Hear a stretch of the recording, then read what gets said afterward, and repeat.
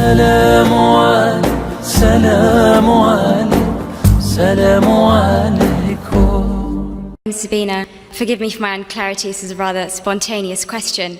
I have a friend, she's an atheist, and on our endless debates on the existence of God and all that we talk about, she has two claims, she makes two claims.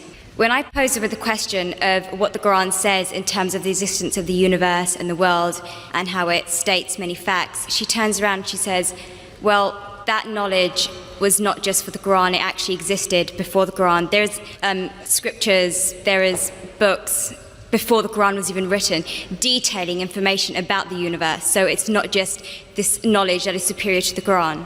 What do I say back to that? Is she lying? Do scriptures exist? I mean, I have ignorance myself, but, you know, is this knowledge, like, was this available before the Quran was written? And secondly, another claim she makes is that I give the analogy of, you know, you have something in creation, who knows it? You know, the Creator will know about everything about it. And I talk about, you know, if there is no God, how can we possibly exist if you keep on going further and further and further and back? There's no end, and if there's no end, how do we exist? But then she says, well, from a religious point of view, you say, well, God is the end. Well, I say as an atheist, who says God is the end? Who created God? That's my question, thank you. First, I pose two questions which are again common. The first question is that all the things mentioned in the Quran were already present before. So what's new? It's present in other scriptures and other books, etc. That's the first question. The second question is, who created God? As far as the first question is concerned, I do agree that certain things were present in time before the Quran, but they were not called as established facts. They were not called as established facts. For example, the thing I quoted that the sun, previously people thought that the sun rotating. There are certain things which were there in the Greek history and the philosophical history.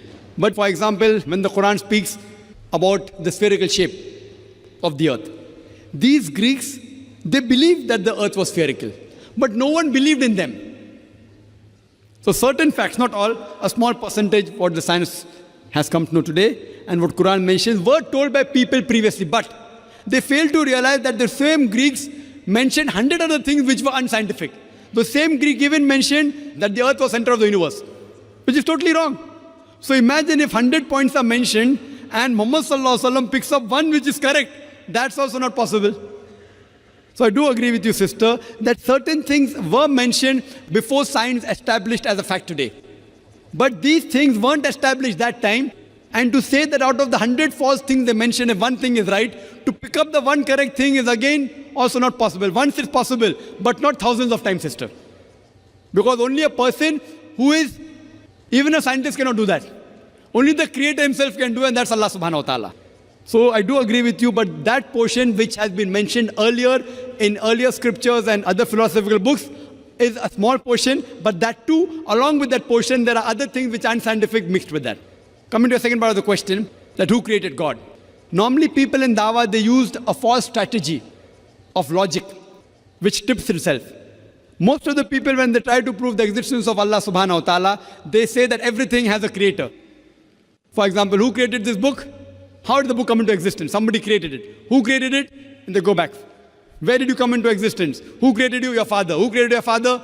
The grandfather. And then goes to God. Who created this microphone? Created the factory. Who created the factory? And then they try and prove who created the sun? God. Who created the moon? So based on this, they try and prove that everything has a creator, which according to me is a wrong logic.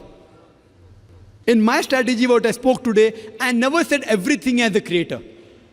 That is the atheist who told me that the first person who will tell about the mechanism of this thing is the creator.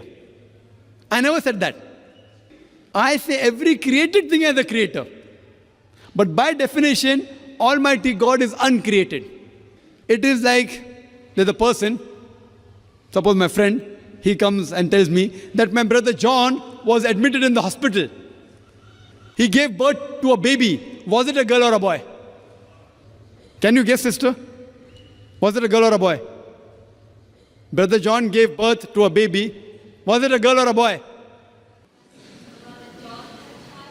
Brother John was admitted to the hospital. He gave birth to a baby. Was it a girl or a boy? Can you guess? You can't guess. Can anyone guess? How can a man have a baby? So to ask the question, he gave birth to a baby, whether a girl or a boy, is illogical. The same thing, the definition of Allah is uncreated. The moment you say who created Allah, he ceases to be Allah. Therefore, the definition of God is uncreated. Therefore, Almighty God has got no creator, if he is a true Almighty God. Hope that answers the question.